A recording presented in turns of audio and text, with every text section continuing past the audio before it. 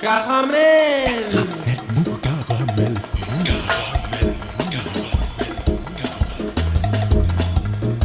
Caramel. Mou.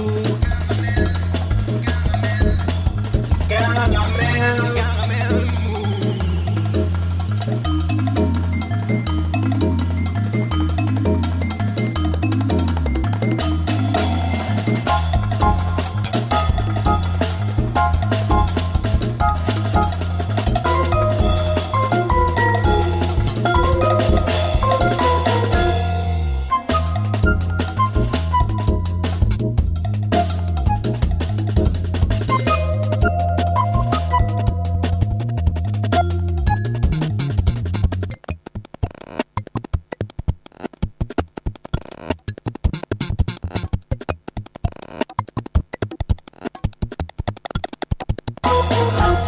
Ça n'est pas pour me vanter, mais en ce moment, je vois des grues partout. Blanche-Neige, c'était les nains qu'elle voyait partout. Moi, c'est les grues et les pelleteuses. Au bout du quartier Bonnefoy, vers Marengo, vers la Sala de Ponsang, construction à la grave d'un complexe d'appartements de standing porté par Kaufmann & Broad, mais aussi d'un hôtel de luxe voulu, lui, par la mairie. Nouveau quartier à Jolimont, sur les terrains de l'ancien centre d'essai aéronautique de Toulouse. Nouveau quartier de 12 000 logements. Et puis à Montaudran, ça bétonne pas mal aussi au bord de la rocade, comme à l'ancienne cartoucherie, restructuration de l'avenue de Lyon, toujours à Bonnefoy et du quartier autour de Matabio. Par exemple, l'ensemble des maisons et immeubles situés près du canal du Midi, du côté donc de Matabio, dans cet ensemble, il y a d'ailleurs le studio Condorcet, vont être rasés pour laisser la place à de nouveaux immeubles. La première phase vient d'être actée par la préfecture de la Haute-Garonne qui l'a déclaré d'utilité publique, cherchez l'erreur. Construction de la future halle gourmande à la cartoucherie, 15 000 mètres carrés dans un tiers-lieu, comme on dit maintenant quand on veut faire l'important, tiers-lieu qui mêlera culture, sport et bien entendu commerce, 35 stands de bouffe et une salle de 1500 places, rénovation de l'espace commercial Saint-Georges, centre-ville, téléphérique à Rangueil, construction de logements derrière les arènes, transformation de l'île du Ramier, continuation de l'urbanisation du secteur Borde Rouge, partout des grues, partout des pelleteuses. Toulouse bétonne, même si son projet phare, la construction de la tour Occitanie à Matabio, est actuellement à l'arrêt du fait de recours juridiques, mais aussi, semble-t-il, d'un requestionnement de la part de son constructeur sur la validité du modèle économique proposé et choisi. Toulouse bétonne donc et construit des immeubles. Néanmoins, près de 2000 personnes en Haute-Garonne sont prises en charge à l'hôtel. Un chiffre en hausse depuis le début du confinement, écrit la Fondation Abbé Pierre dans son dernier rapport, qui en même temps fait remarquer que la région et la ville produisent peu et sans doute pas assez d'habitations à loyer modéré. Conclusion, 30% des demandes d'HLM sont satisfaites et les expulsions augmentent du fait de la hausse des loyers, mais aussi de la chute des revenus en ces temps de Covid-19 et de travail partiel.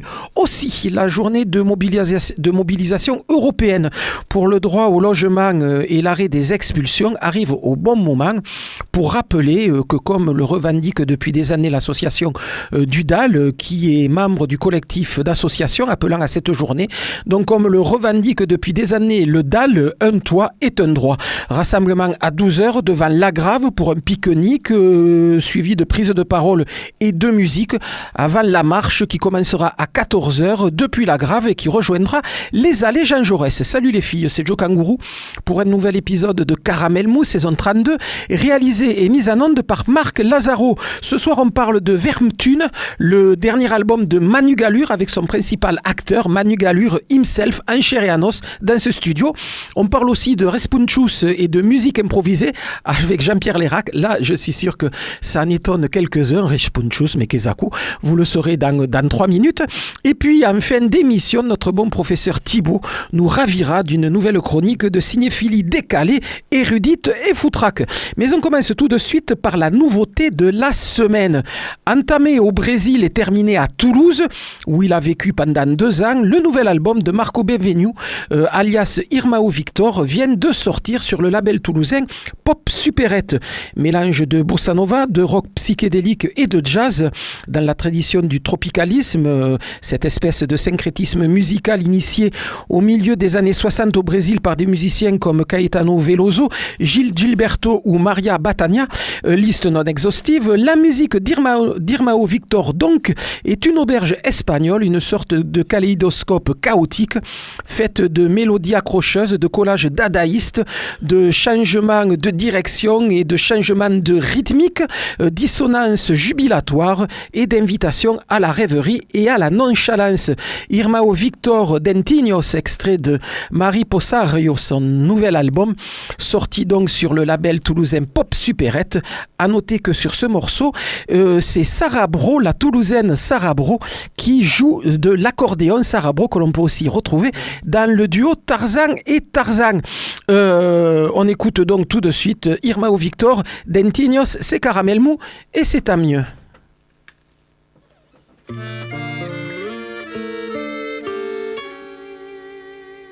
Onde foi que eu perdi a minha escova, meu bem? Acho que eu deixei em algum lugar do teu território. Agora como eu vou fazer pra escovar meus dentinhos de manhã? Me dê notícias dela, minha saúde bucal está aflita. E se eu aparecer com problemas periodontais, minha mãe me matar. Onde foi que eu perdi a minha escova, meu bem? Acho que eu deixei em algum lugar do teu território. Agora como eu vou fazer pra escovar meus dentinhos de manhã? Meus dentinhos de manhã, meus dentinhos de manhã, meus dentinhos de manhã, meus dentinhos de manhã, meus dentinhos de manhã, meus dentinhos de manhã, meus dentinhos de manhã, meus dentinhos de manhã, meus dentinhos de manhã, meus dentinhos de manhã.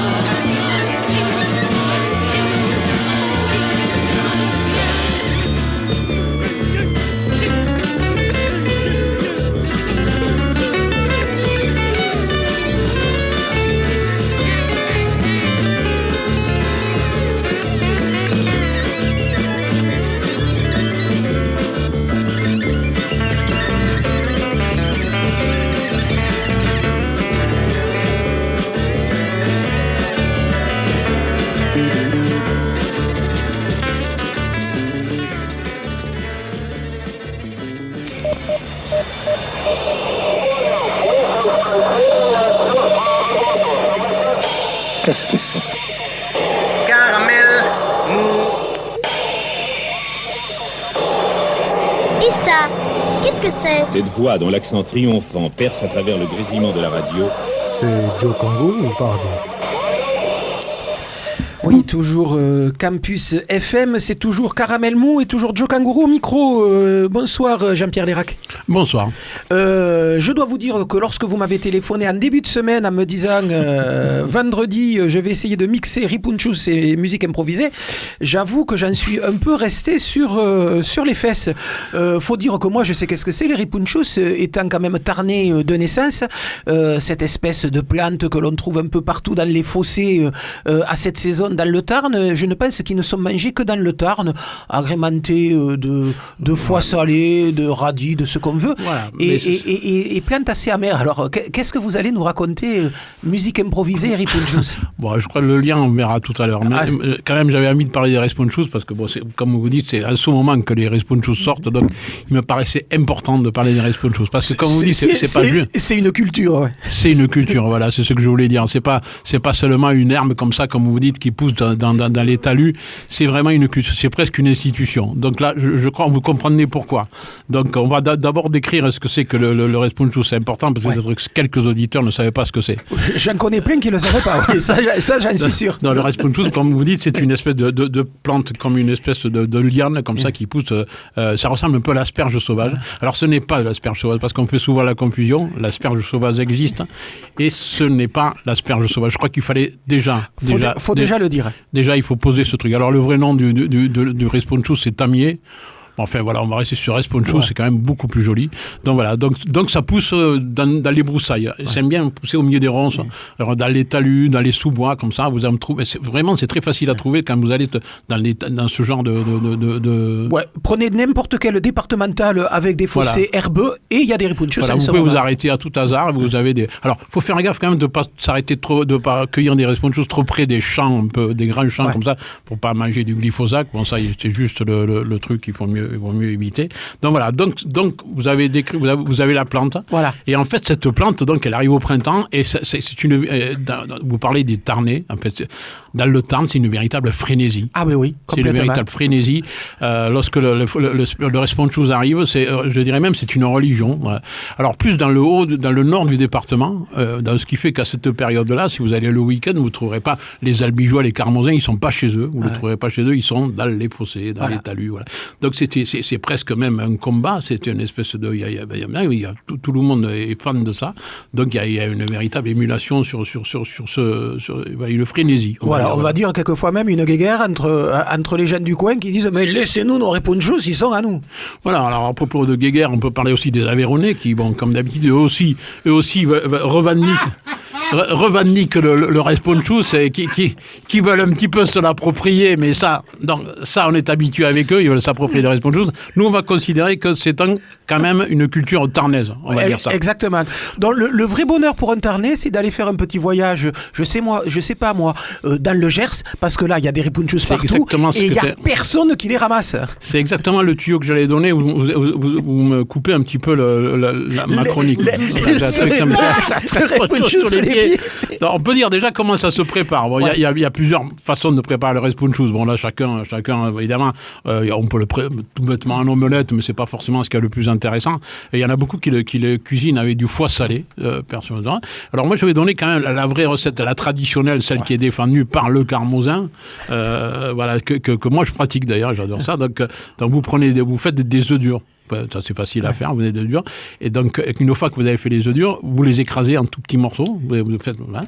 Et pendant ce temps, vous faites cuire, vous faites cuire les Rispunchus que vous aurez découpé en tout petit bout. Les faire revenir dans l'huile ou non, les pocher faire dans l'eau. Cuire dans l'eau. On les pocher dans l'eau. Donc voilà, il faut bien 6-7 minutes parce qu'il faut quand même qu'ils soient assez tendres, parce que si c'est dur, c'est pas très bon. Donc lorsque vous arrivez à minuter de façon à ce que les œufs et les Rispunchus arrivent au même moment, et à ce moment-là, vous tous ces petits bouts de Rispunchus, moi je préfère les couper avant. Ça chacun son...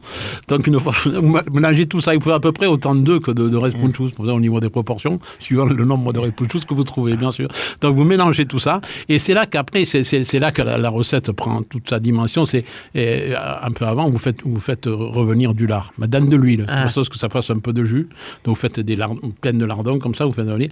Et c'est juste au dernier moment, parce que vous servez, au moment de servir le Rispunchus, vous versez le lard et le jus. Et l'huile qui va avec. Et l'huile qui va avec sur le responchus, on mélange bien. Et là, il faut le manger de suite. Voilà, ouais. Bah, ça, je crois que c'est la meilleure façon de manger le responchus. C'est la façon la plus recommandée voilà, par les... On va dire que c'est celle de Carmo. Et puis, il y en a plein d'autres. Quand j'étais petit, ma mère le faisait au foie salé.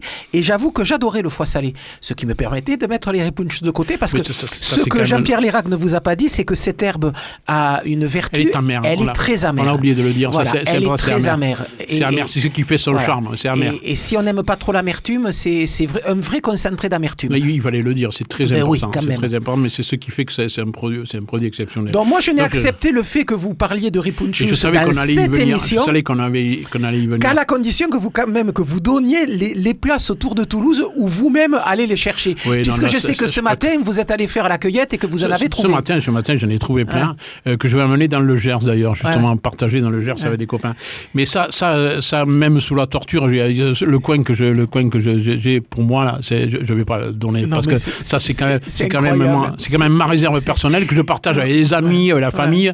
C'est une caricature. Il partage ça avec la famille et ses amis, mais pas avec nous. Je peux dire... Jean-Pierre Lérac. Je vais vous dire pourquoi. Pourquoi je vais pas le partager ça? Parce qu'en fait, moi, ce coin-là, je me le suis trouvé, parce qu'à un moment donné, il faut réfléchir, il faut chercher des endroits où c'est qu'il y a des sous-bois, des broussailles. Tout le monde est capable de faire ça. Vous allez peut-être, vous voyez au bord de Garonne, de l'Ariège, tout ça, vous trouverez des endroits comme ça. Bon, celui-là, je donne un petit indice, c'est un endroit où on peut se promener aussi. Voilà, c'est tout le petit indice que je vais donner. Mais par contre, ce qu'il faut faire, et là je crois que c'est le mieux, c'est, vous en avez parlé tout à l'heure, c'est aller dans le Gers.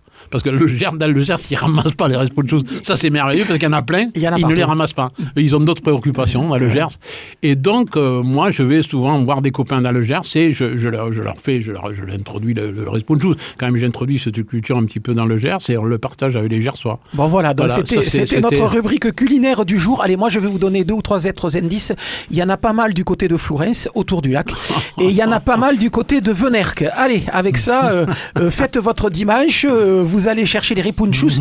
Et puis, laissez-nous un message pour savoir si vous avez aimé ou si vous trouvez comme moi que c'est un peu amer. J'avais quelques responchus, j'avais amené, mais c'est vrai qu'on n'est pas à la télé. Mais peut-être on les verra sur le on les mettra sur le selfie site. Du canal, voilà. Sur le selfie. Non, mais on parle de responchus depuis 10 minutes et de plats et de machin. Moi, j'arrive, je viens.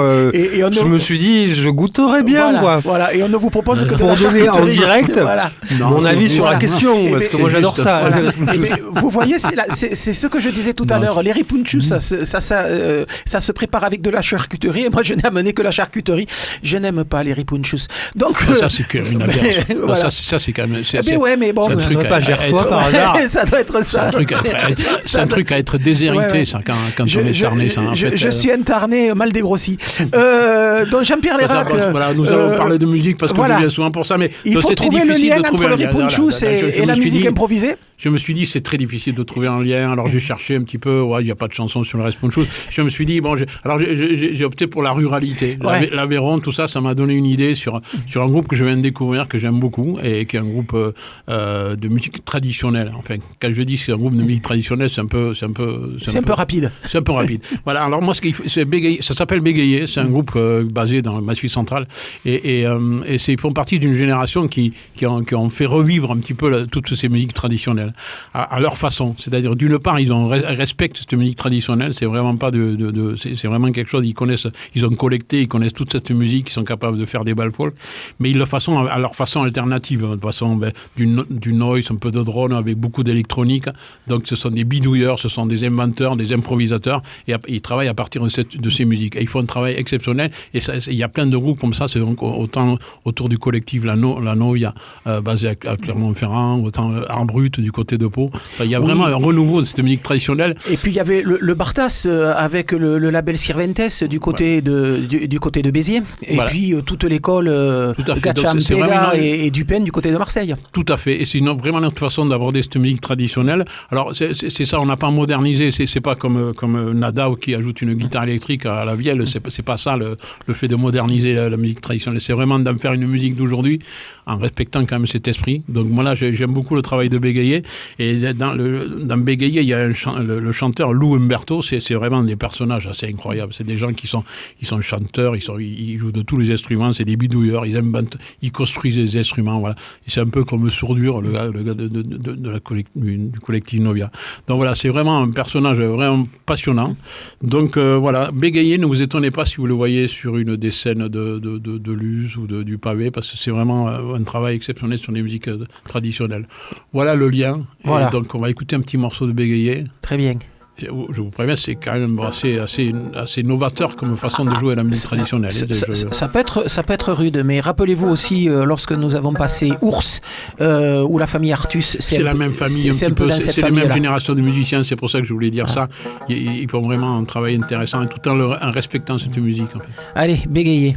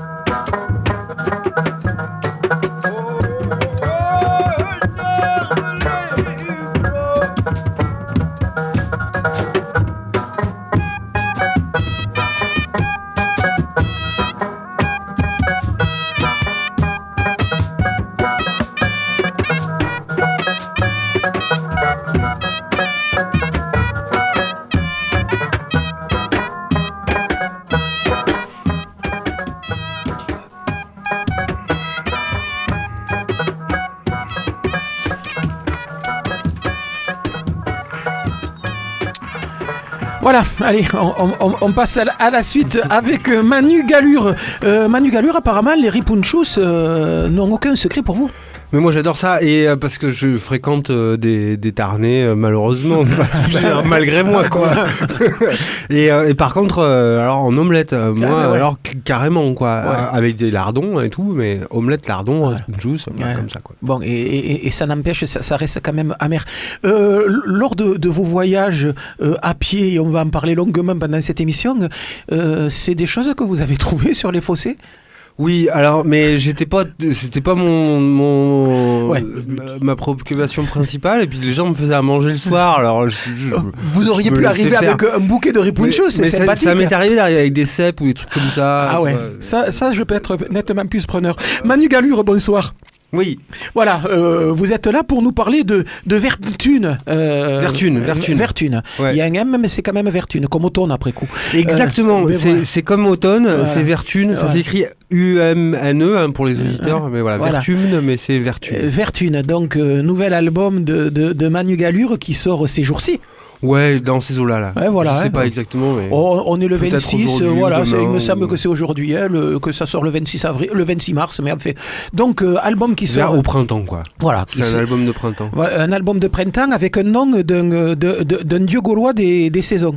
Pas gaulois, romain. Romain, mais non, c'est un dieu des jardins, mais c'est compliqué. Son rapport aux saisons, parce que bien sûr, ce qui m'intéresse, c'est son rapport aux saisons, mais c'est un dieu des jardins, mais c'était pas un dieu au départ, il a été déifié parce qu'il s'occupait bien des jardins et surtout parce qu'il était amoureux de la déesse des vergers qui s'appelait Pomone. Et alors Pomone, pour la séduire, parce que au départ Pomone, c'était vraiment pour son truc. C'était même pas un dieu. Vertune, toi, bon. Et puis les prétendants en général, toi.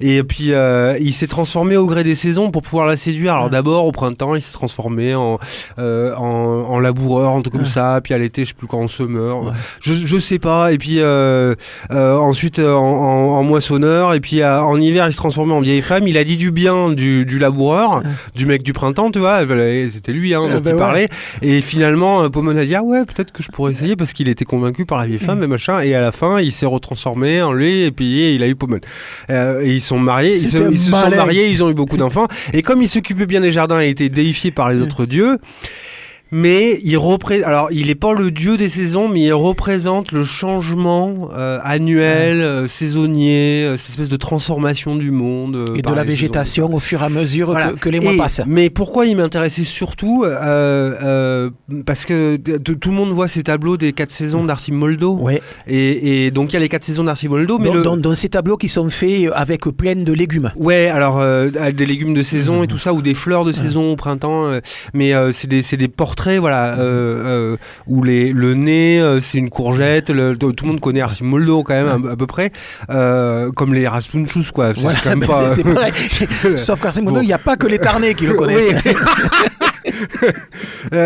Et dans la série des 4 saisons d'Arcimoldo, il y a un 5e tableau qui complète la série, qui est Vertune, et qui est un peu le mélange d'un peu toutes ces saisons, et ça m'allait bien parce que forcément ce disque il parle des saisons tout le temps, les troubadours parlent des saisons tout le temps, puis comme j'ai quand même pas mal pompé aux troubadours pour écrire ça, parce qu'on va quand même revenir au début de l'histoire, on va l'arrêter parce que sinon il s'arrêtera. Mais je finis. Et donc du coup, maintenant tu m'as perdu. Mais du coup, ça aurait pu s'appeler les 4 saisons de Manu Gallure. Ça avait déjà été pris. Du coup, Vertune, ça paraît plus intelligent.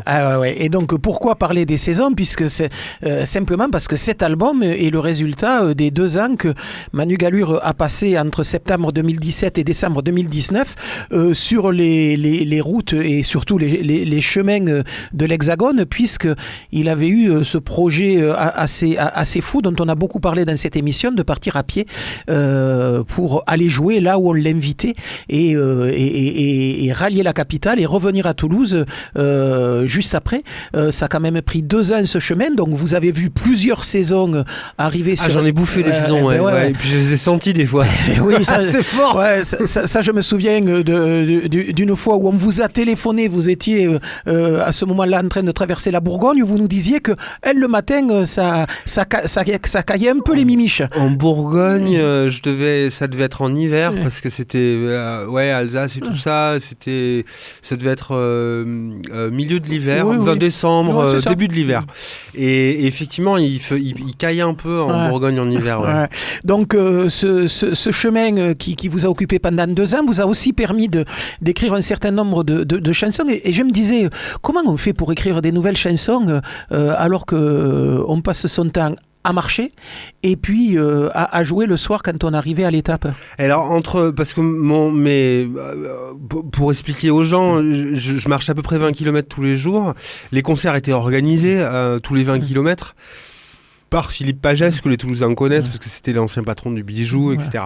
Donc c'est lui qui a organisé 400 concerts en 2 ans, et moi j'ai marché les 10 000 km qu'il fallait marcher pour rejoindre tous ces concerts, tous les 20 km. Bon, et alors l'emploi du temps, c'était 20 km de marche le matin, la sieste l'après-midi, parce que quand même il faut se remettre de... Oui, c'est un peu crevant. Ouais. Et le concert le soir. Et le rythme, c'était à peu près 5 concerts par semaine, et il y a eu des moments de pause, où il y a eu 2 semaines ou 3 semaines de vrai repos, mais sinon c'était à peu près 5 concerts par semaine.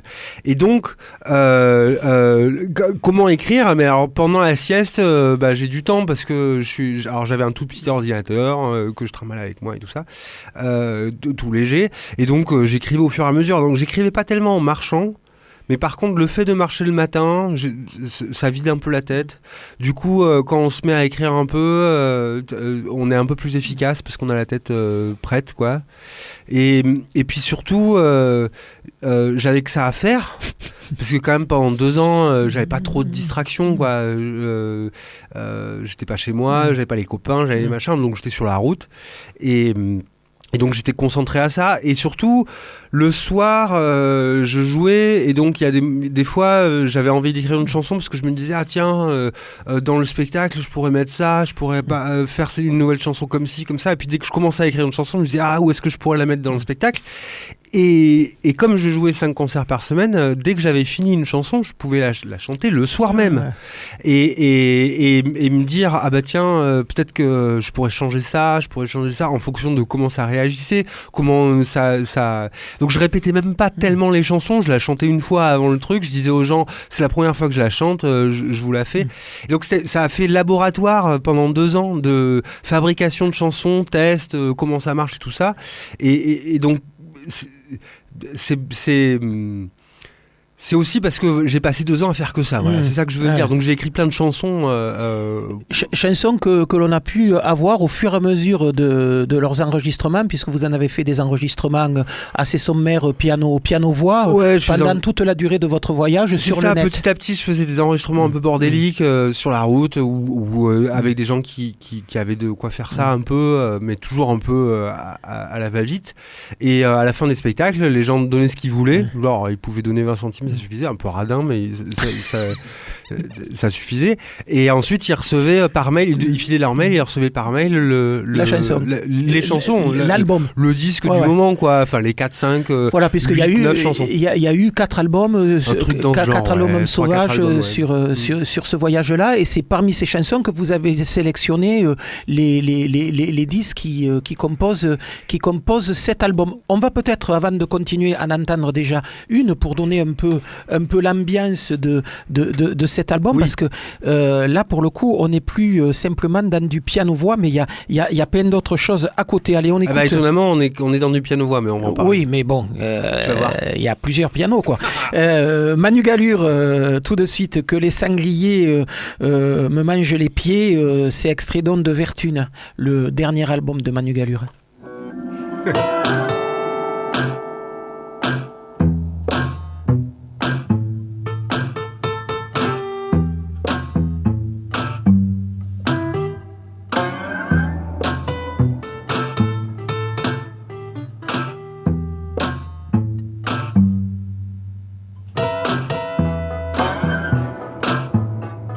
Les sangliers te mangent les pieds, qu'ils te poussent des cheveux dans les yeux, que 4 fois d'affilée la foudre te coupe en 2, que des mouches dans ton pantalon, que tu perdes le nord et les 10 autres directions, que plus jamais tu n'es d'endroit pour t'asseoir, qu'un bidon d'essence au bord d'un piano noir, et les doigts en feu.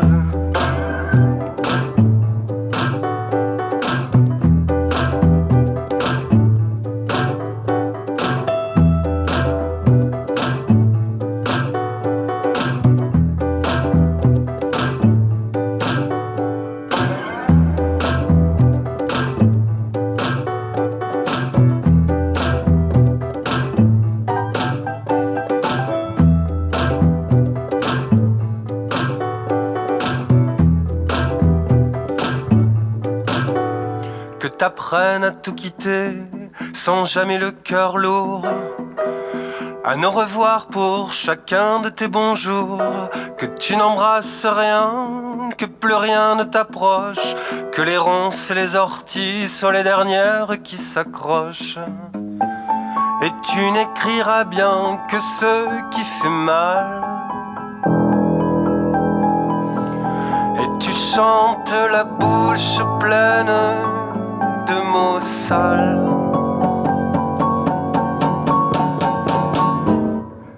Et de vers pilés.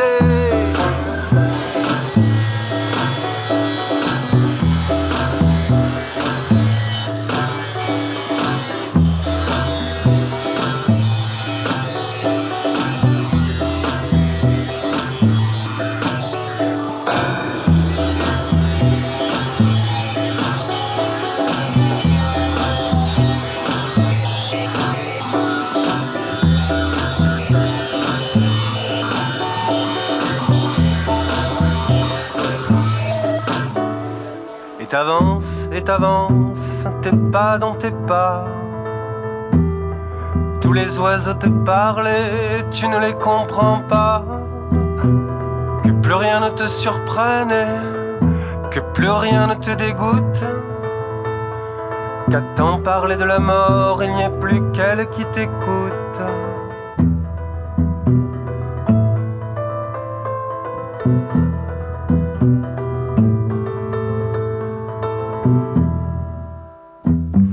Que 1000 ans de chemin se mesurent à ton âge. Que chaque foule les creuse au fond de ton visage.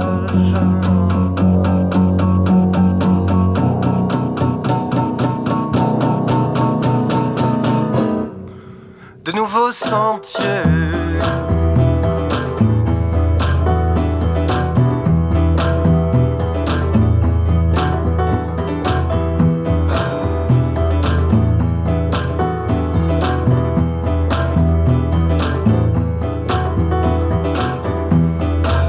Voilà un premier morceau du dernier album de Manu Gallure. L'album s'appelle Vertune et le morceau que l'on vient d'écouter, c'était Que les sangliers te mangent les pieds. Jolie introduction peut-être pour revenir sur ce voyage. La solitude, ça n'a pas été quelque chose de pesant pendant ces 10 000 kilomètres? Non, parce que tous les soirs, je voyais plein de gens et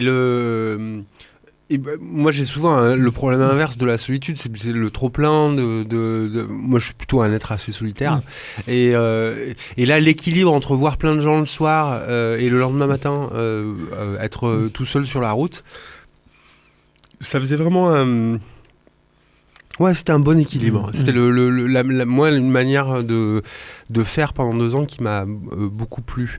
Mais en ce moment, par exemple, c'est l'inverse. J'ai un trop plein de solitude là. Il faut retrouver des gens un peu là. Je me disais que pour vous finalement, ça va être un entraînement au confinement quoi. Ce voyage, c'était. Et non, c'est absolument l'inverse.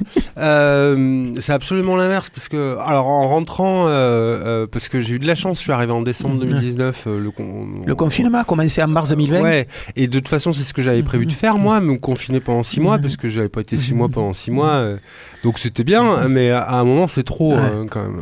Et donc, vous avez profité de ce confinement l'année dernière pour peaufiner les chansons que vous aviez écrites sur la route et puis constituer une petite équipe autour de vous pour proposer un spectacle avec ces chansons. Et dans ce petit aéropage de musiciens qui vous entourent, on retrouve les 2 musiciens qui vous accompagnent sur ce disque, mais qui vous accompagnent aussi sur le spectacle que certains ont eu la chance de voir à Toulouse au Bijou. C'était au début de pendant les quelques heures on a eu le droit de faire des spectacles. C'est ça, donc c'était en septembre pour la rentrée de septembre. Lorenzo Nakarato au 2e piano et puis Patrice Comon, j'allais dire le musicien à tout faire, C'est un guitariste, c'est un chanteur que l'on connaît dans d'autres univers.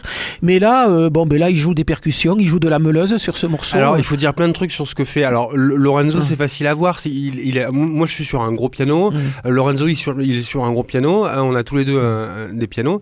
Et c'est tout. Il y a 2 pianos. Et ensuite, il y a Patrice Caumont. Lui, sur scène, il fait énormément de choses. Il fait beaucoup de préparation dans le piano. On va parler du piano préparé, mais il travaille un peu dans mon gros piano, et ensuite il fait les lumières, il fait le son en direct, parce qu'on a le son et la lumière en direct sur scène, etc. C'est toute une histoire. C'est une jolie structure. Il faut le voir. Ouais. Mais sur le disque, il a encore un rôle différent. C'est lui qui a fait le mixage, c'est lui qui a fait les prises de son, c'est lui qui a pensé un peu la manière dont on allait retranscrire ce qui se passait sur scène sur le disque. Donc il a vraiment fait un énorme boulot. Le disque, il appartient presque autant à lui qu'à moi, quoi. Finalement, vous avez trouvé la façon de compresser les frais. Ouais, ça, mais c'était aussi un désir qui était dans la suite de la tournée à pied, où on avait ce côté un peu, on s'installe partout, n'importe où. On bossait tous les deux avec Philippe Pagès dans une équipe réduite de gens qui se connaissent, qui s'aiment bien et qui ont envie de travailler ensemble, mais une espèce d'économie un peu bio-locale, quoi, tu vois, pour aller vite. Et là, c'était pareil, j'avais envie de travailler avec des gens qui étaient des gens simples, qui avaient envie de travailler au truc, des gens qui étaient motivés pour des projets et qui pouvaient faire un peu de tout, mais créer une espèce d'équipe de gens qui étaient prêts à faire un collectif, quoi, une famille, quoi. Donc autant on peut comprendre la connexion avec Patrice Caumont, parce que c'est quand même quelqu'un qui est avec vous depuis un petit moment et que vous connaissez depuis un moment, autant la connexion avec Lorenzo Naccarato est nettement plus surprenante. Comment elle s'est fait, cette connexion ? Mais Patrice, ça fait effectivement 10 ou 15 ans qu'on se connaît, je sais plus. Mais Lorenzo, ça fait très longtemps qu'on se connaît aussi, parce qu'on boit des cafés au même endroit, à l'époque où on avait aussi le droit d'aller prendre un café, le droit d'aller boire des cafés ailleurs qu'à la maison. Ouais. Mais on buvait des cafés au même endroit, et on habitait le même quartier et tout ça, donc on se croisait tout le temps. Et les pianistes qui m'ont accompagné, ça a toujours été des pianistes de jazz, moi. Il y a eu Pierre Bozeran, qui est un pianiste super, Andrieux, qui était un super pianiste aussi, et en fait, pourquoi des pianistes de jazz ? D'abord parce qu'ils sont très forts. Ils savent jouer ce que je leur demande, ça, ils trouvent pas ça trop compliqué. Et puis ils coûtent pas cher parce qu'ils ont pas de boulot. Et c'est surtout pour ça. Ouais. Et non, mais l'avantage de Lorenzo sur d'autres pianistes, c'est que on travaille là sur du piano un peu particulier. C'est du piano préparé. Donc c'est du piano, pour les gens qui connaissent pas le piano préparé, qui connaissent pas les Raspunchus et qui connaissent pas bref, c'est du piano dans lequel on met des vis, on met des clous, on met du scotch, on met des bouts de ferraille ou des ressorts, des élastiques, des machins et tout ça. Bref, on va foutre des choses dans les cordes, ça modifie le son et ça fait les sons qu'on entend là. Un peu bastringue. Ouais, alors un peu ferraille. Donc là, dans la chanson que vous avez entendue, chers auditeurs, tout a été produit par des pianos. Alors des fois, pour faire une caisse claire, on met une pince à linge dedans, le marteau du piano tape sur la pince à linge, puis ça fait un son à peu près de caisse claire. Des fois, on peut reproduire avec du cuir ou des choses comme ça, ou des feutrines, une espèce de son de contrebasse. Et des fois, on met des trucs dedans, ça fait un son alors qui vient de nulle part, quoi. Bon. Et pour jouer ce genre de piano, c'est des techniques un peu particulières, parce que d'un seul coup on se retrouve à jouer une mélodie à la main gauche, puis du rythme à la main droite, ou alors un doigt avec une mélodie, puis avec du rythme et les autres doigts qui font des accords, etc. Enfin, c'est un travail qui est pas habituel du tout, et moi il fallait que je trouve un pianiste qui était à la fois très fort pour pouvoir jouer tout ce que je demandais, mais surtout qui était capable de dire ah ouais, je veux bien essayer des choses que j'ai jamais fait, quoi. Ouais, parce que c'est vrai que c'est pas trop son secteur d'activité. Lorenzo, il a un jeu de piano très fluide, mais très classique. Exactement. Et là, je lui ai dit, c'est ça qu'on va faire. Et alors, il a pris ça en disant, mais oui, bien sûr, on a passé des journées entières à essayer de foutre n'importe quoi dans le piano pour trouver des sons nouveaux, etc., etc. Mais voilà, donc Lorenzo, il a cette capacité à dire, je sais pas faire, mais je vais le bosser et je vais y arriver, quoi. Donc, ça, trouver des pianistes qui font ça, c'était rare. Voilà, donc ça c'est la nouvelle équipe qui accompagne, enfin qui a accompagné pendant 2 mois les concerts de Manu Gallure. En novembre, 2e confinement, on y est toujours. Et les théâtres ne sont toujours pas réouverts. Ils sont de plus en plus occupés, mais ils ne sont toujours pas réouverts. Pour reparler on pense tous à Roselyne. Oui, la pauvre. C'est vrai que tous les matins, j'allume un cierge. Nous sommes tous Roselyne. Oui. Nous avons tous quelque chose de Roselyne, oui.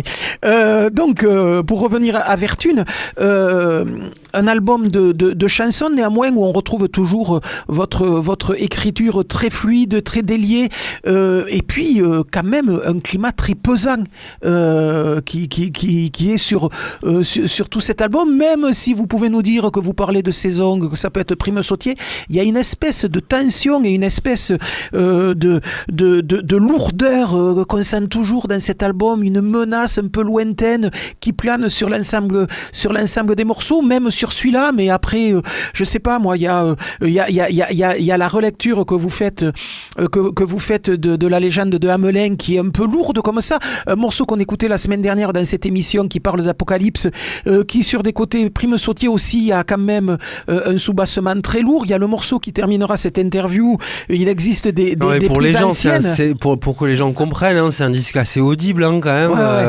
Quand il dit lourd, c'est pas non plus... mais il y a une tension, il y a une menace. Voilà, je me disais, il y a une menace. Mais j'aime bien moi faire j'aime bien traiter de sujets et effectivement, le flûtiste de Hamelin, c'est un conte, ça fait 10 ans que je me dis que j'ai envie d'écrire une chanson sur ce conte-là du flûtiste de Hamelin, parce que et effectivement, le conte est assez noir. Il est chargé, quoi. Ouais. Mais j'essaye toujours de traiter les choses les plus noires avec une espèce de légèreté, de pas insister sur les choses et c'est bien pour ça que je dis que ça plane. C'est là. Oui, et bien sûr le fond est toujours moi j'aime bien traiter de trucs un peu importants, enfin si c'est pour parler de mes histoires, mais par contre j'essaie quand même de faire ça. Enfin, je veux dire, que les gens viennent au spectacle quand on pourra, mais c'est quand même un spectacle où on rigole, hein. Oui. Genre sans arrêt, quoi, j'espère. Tout à fait. Tout à fait. Ouais. Je l'ai vu. Vous l'avez vu. On rigole quand même un peu. Effectivement. Même sur le disque, on rigole quand même. Voilà. Et avec toujours cette habitude chez vous de traiter les sujets sous forme de farce, de fable. Enfin, c'est vrai qu'on est dans cette façon-là d'écrire. On est vraiment dans la fable, dans la farce, dans le conte, dans l'histoire. Et d'autant plus avec Vertune alors parce qu'il y en aura d'autres des Vertunes derrière, mais toutes ces chansons que j'ai écrites sur la route, comme je me suis inspiré beaucoup des troubadours, j'ai beaucoup lu des textes des troubadours, je me suis dit que j'avais envie d'écrire dans cette direction-là, de chercher un peu ces thèmes-là et je me suis j'ai essayé de revenir à une espèce de remaîtriser une écriture un peu classique, avec de tordre un peu les thèmes classiques et de tordre un peu la façon classique pour essayer de jouer avec, mais quand même ça a des allures de conte et d'histoire. Et puis après c'est un truc chez moi. Moi j'aime traiter j'aime fabriquer des images et forcément l'histoire ça c'est un bon outil pour fabriquer des images dans la tête des gens. Les premiers retours du nouveau spectacle que vous avez montré pendant 1 mois et demi en septembre-octobre, ça a été quoi ? Ah, c'est super bien passé, encore une fois. Mais on a eu de la chance parce qu'on a pu faire une quinzaine de spectacles entre septembre et mi-octobre. Donc on l'a plutôt joué, le spectacle.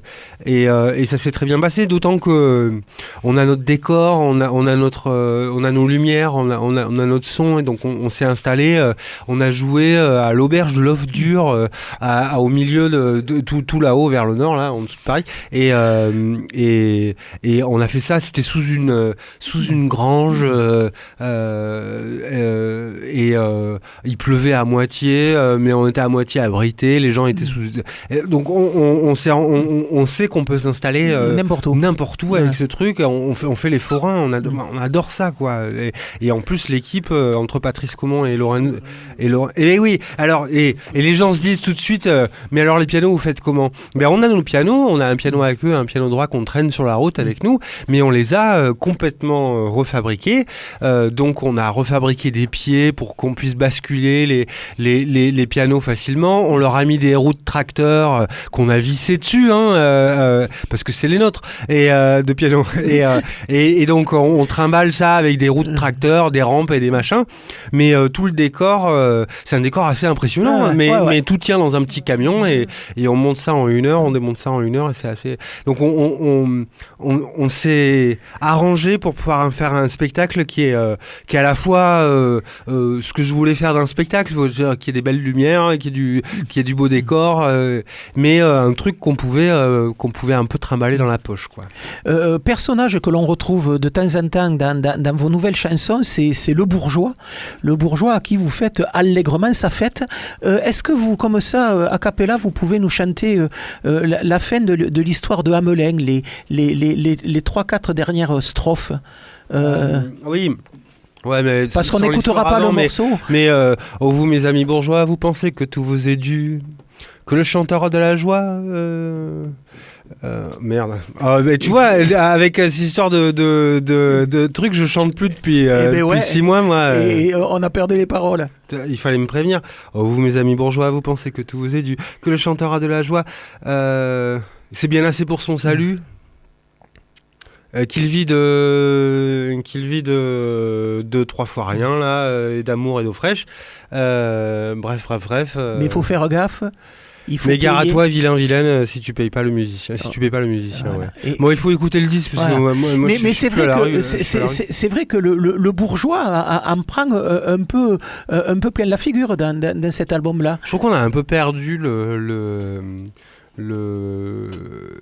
la classification du bourgeois, mais il existe toujours. Ouais, d'abord il existe toujours, et en plus je pense que c'est une dénomination assez précise en fait, qui est pas si floue que ça, et qui est pas si datée que ça en fait. On le voit avec le gouvernement qu'on a. Je veux dire, ça, franchement, enfin, là, on peut être même dire c'est la haute bourgeoisie. Ouais, quand même. C'est bien de ça dont il s'agit. Enfin. Et il y a cette chanson qui fait penser à une chanson de Brel. Ces gens-là, donc vous la chantez avec un titre comme leur table, mais c'est vrai qu'on est dans cette veine-là de description sociologique assez terrible. Ouais. Ouais, des fois, ça m'arrive pas souvent d'avoir envie de cracher des trucs, mais là, ouais. Mais je crois que c'était vraiment je crois que le départ, c'était vraiment le départ de la chanson. La chanson commence comme leur table est bien trop belle, ils mettent une nappe dessus. Comme leur nappe est bien trop blanche, ils ne boivent jamais de vin. Comme leur vin est bien meilleur, ils ne s'embrassent plus du tout. Et alors ils mangent sur une table triste comme tout. Mais c'était vraiment oui. Ah. Donc cet album Vertune sort aujourd'hui. Manu Gallure est venu nous en parler. Mais très mal, je sais pas pourquoi aujourd'hui. Je dis des bêtises sans arrêt. Mais ça doit être l'apéro, ça. À boire avec modération, bien entendu. Et donc il nous restera plus qu'à venir vous revoir sur scène lorsque l'on pourra le faire. En attendant, donc il y a Vertune sorti aujourd'hui. On écoute tout de suite un deuxième morceau. Merci Manu Gallure. allure d'être passé dans cette émission pour en parler de cet album. Il existe des pluies anciennes, et quand je dis qu'il y a toujours une ombre qui plane, écoutez, celle-là, elle est pas mal il ne faut aussi. pas choisir les plus trash. Eh ben oui, mais c'est celle-là, voilà. Celle-là qui me plaît. Accrochez-vous, elle est longue.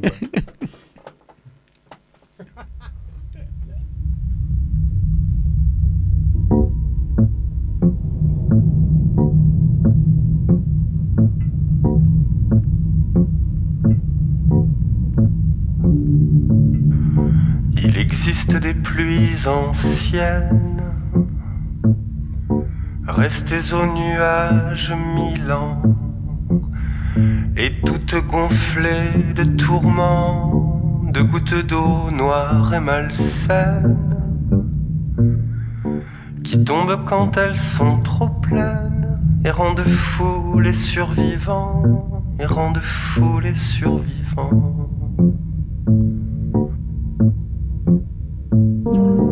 Et moi, le cœur à la traîne, qui marche si légèrement, j'entrais il y a quelques semaines dans une ville où récemment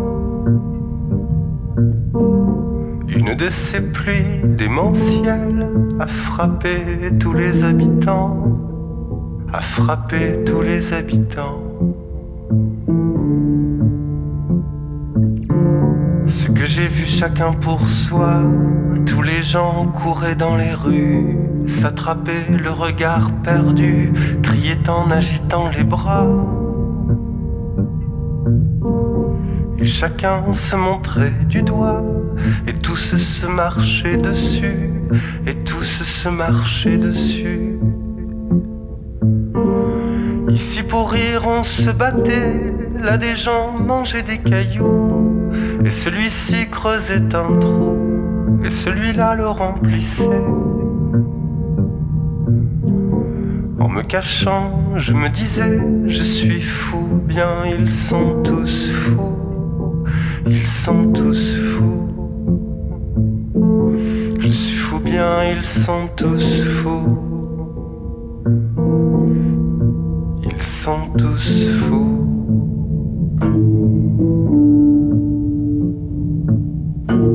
Tous à part un des villageois qui dormait pendant la mousson, d'un sommeil un peu plus profond et que la pluie n'atteignait pas. Il fut aussi surpris que moi quand il sortit de sa maison, quand il sortit de sa maison. Les autres l'ont vu tout à coup, lui qui marchait différemment, peut-être un peu légèrement. Bien sûr, ils ont crié au fou. Ils avaient un rire glaçant quand ils l'ont roué de coups, quand ils l'ont roué de coups. Son regard était désolant quand ils l'ont roué de coups, quand ils l'ont roué de coups.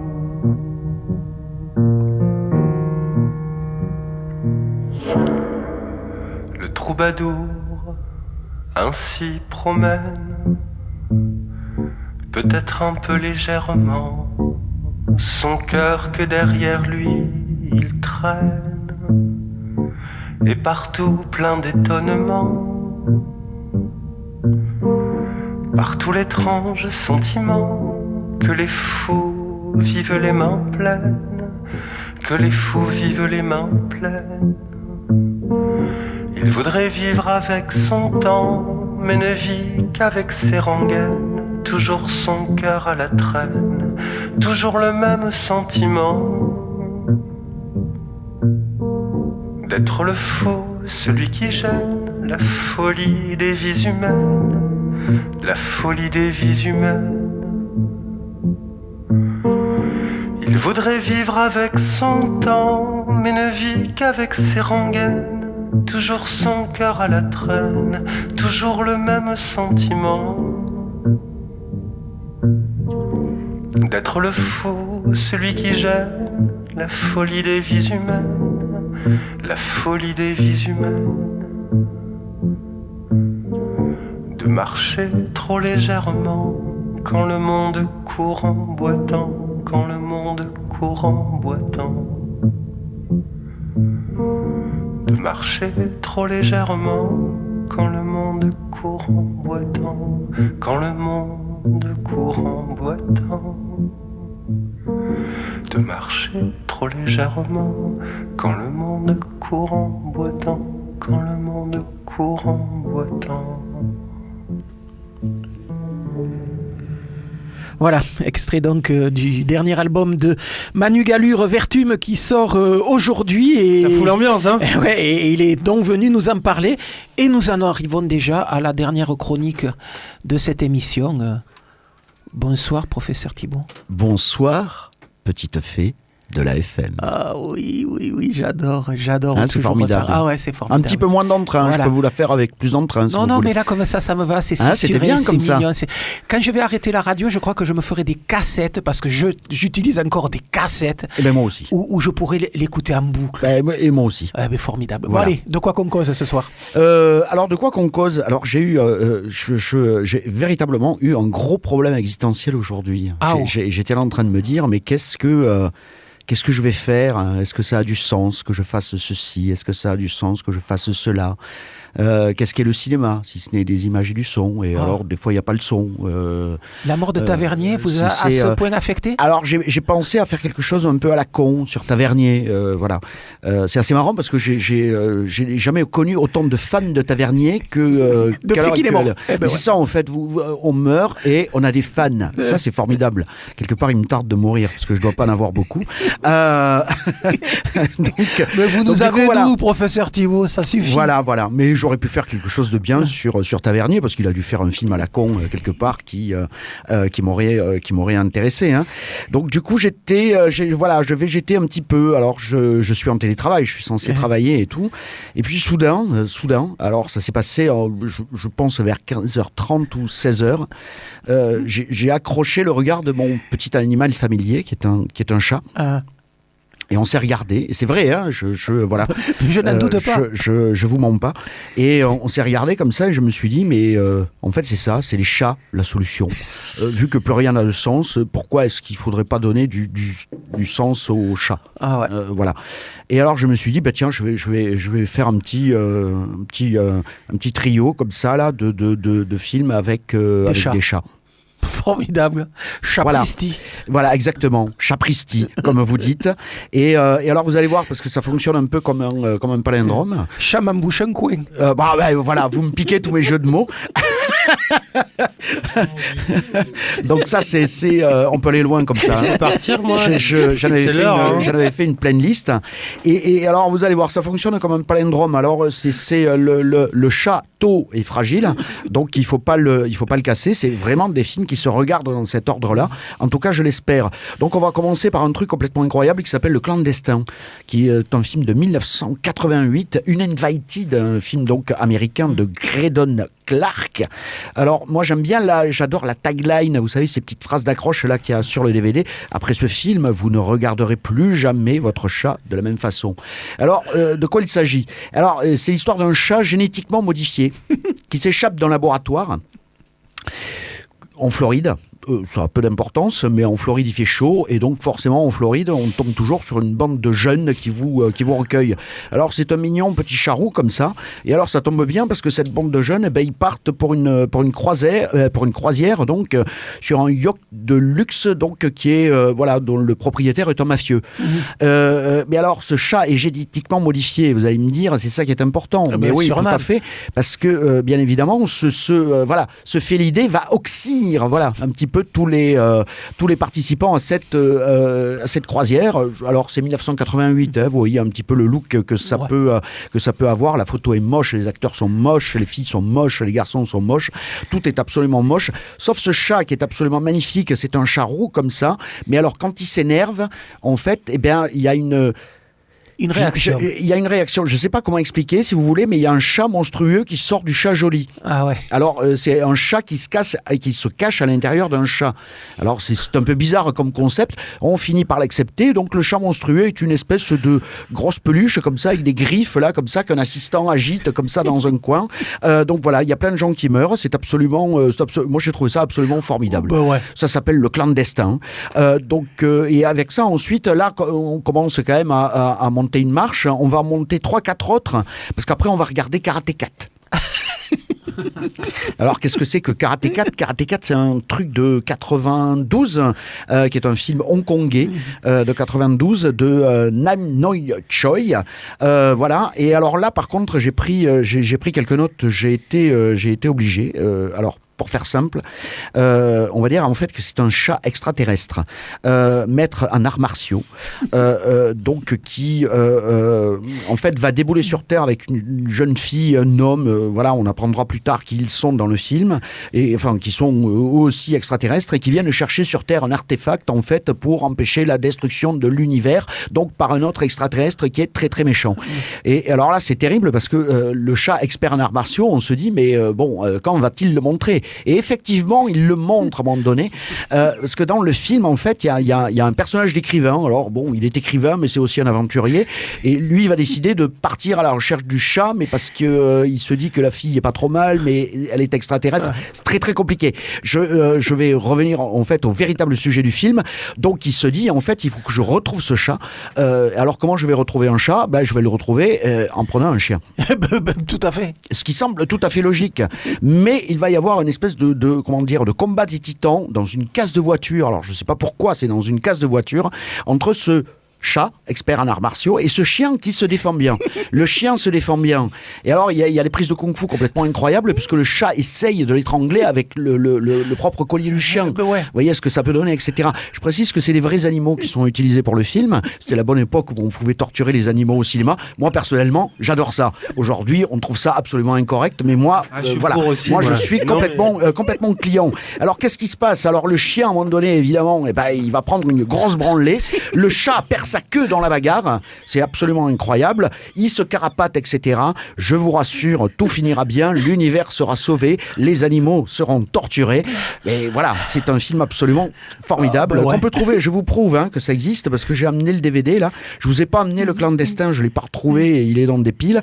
Mais voilà, regardez Karate 4 qui est sur un DVD. Alors Hong Kong Boulevard, qui était une très très bonne collection de produit un petit peu déviant du cinéma hongkongais des années 80-90. Là, il est en double programme avec un truc qui s'appelle Robotrix, dont je vous parlerai un petit peu plus tard, enfin, dans quelques... Au vu de la pochette, j'aimerais bien. Oui. Voilà, dans quelques semaines. Et alors là, on a franchi quand même quelques... voilà, là, on est en pleine montée et vous savez qu'à un moment donné, c'est comme tout, il va falloir redescendre. Donc, on va redescendre avec... Le chat qui vient de l'espace. Ah ben oui. The Cat from Outer Space, une production donc Walt Disney. Voilà, alors c'est réalisé par Norman Tokar. Alors ça s'invente pas. Voilà, qui est un film de 78. Moi, c'est ma Madeleine de Proust. C'est un film que j'ai chez moi, que je chéris totalement. Et c'est un chat qui tombe en panne de secoupe volante sur Terre. Donc ce pauvre félidé, en fait, a la mauvaise idée d'atterrir à côté d'une base militaire. Et là, forcément, il y a de très très méchants militaires qui vont en vouloir à ce chat. Surtout qu'il a une espèce de collier un petit peu bizarre là, avec des lumières qui s'allument. Et c'est comme ça qu'il peut communiquer avec les humains.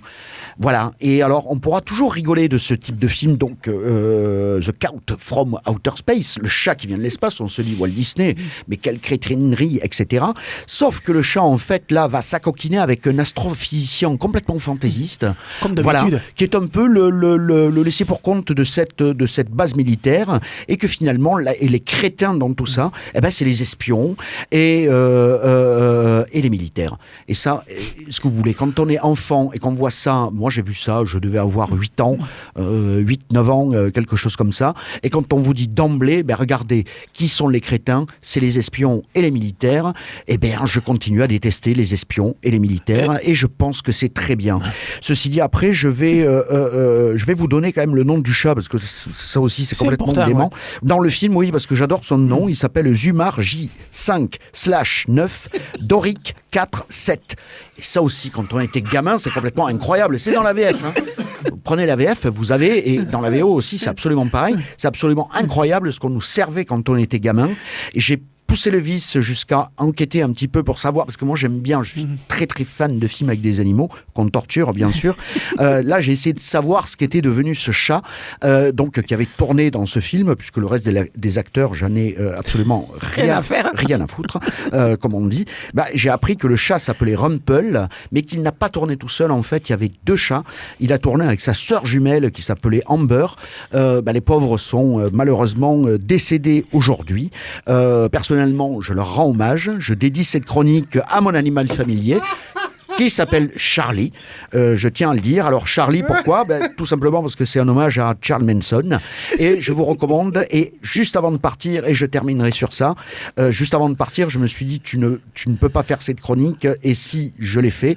Et j'ai trouvé un site complètement dingo qui s'appelle cinemacats.com, où c'est les chats au cinéma. C'est-à-dire qu'on n'envisage plus une critique selon un metteur en scène, ni un acteur, ni un scénariste, ni un producteur. Ce sont des véritables critiques de films envisagées quelque part sous le point de vue des chats, puisqu'on ne parle que de chats. Alors c'est très bien classé en documentaire, film d'animation. Par contre, le film 4, c'est vraiment pourri. Clip vidéo, complètement. Je suis complètement d'accord. Télévision, il y a même un documentaire sur les Beatles. A priori, il y a un chat dedans. Et il y a une espèce de grande critique comme ça. On ne parle que du chat, on ne parle pas des Beatles. Et ça, je trouve ça absolument reposant. Et c'est absolument reposant, exactement. Voilà. Donc voilà, cinemacats.com, je rappelle le titre des 3 films, Le Clandestin, donc de Graydon Clark, Karate Cat, donc de Nam Noi Choi, et le The Cat from Outer Space, le chat qui vient de l'espace, véritable chef-d'œuvre de l'équipe Walt Disney, réalisé par Norman Tokar. Et oui, voilà, c'est surtout cette information. Et attends, avant que tu commences, parce que de toute façon on est à la bourre, mais il faut que je lise ça, parce que c'est pour sa chronique, ça a un rapport... C'est une nouvelle de Sternberg, elle est très courte. Donc sinon, je ne me permettrai pas. Mais c'est sur les chats. Pourquoi il faut haïr les chats ? Bon, on y va. Ça fait comme ça. On s'était si souvent demandé, et depuis longtemps, à quoi les chats pouvaient bien penser. Tapis au plus profond de leur solitude, enroulés autour de leur chaleur comme rejetés dans une autre dimension, distants, méprisants, ils avaient l'air de penser, certes. Mais à quoi ? Les hommes ne l'apprirent qu'assez tard, au XXIe siècle seulement. Au début de ce siècle, en effet, on constata avec quelque étonnement que plus aucun chat ne miaulait. Les chats s'étaient tus. On n'en fit pas un drame. En fin de compte, les chats n'avaient jamais été tellement bavards. Sans doute ne trouvaient-ils vraiment plus rien à dire à présent. Puis, plus tard, on releva un autre fait. Plus singulier, celui-là, beaucoup plus singulier. Les chats ne mouraient plus. Quelques-uns mouraient évidemment par accident, écrasés par un véhicule le plus souvent, ou emportés en bas âge par quelques maladies purement pernicieuses, mais les autres évitaient la mort, lui échappaient, comme si cette fatale échéance n'avait plus existé pour eux. Cette énigme, personne ne la perça jamais. Leur secret était simple pourtant. Les chats, depuis qu'ils vivaient sur Terre, n'étaient jamais sortis de leur indolence native pour accomplir, comme les hommes, 1000 petits tours savants. Ils avaient toujours laissé les hommes s'occuper de leur sort, leur procurer la nourriture, le confort et la chaleur artificielle.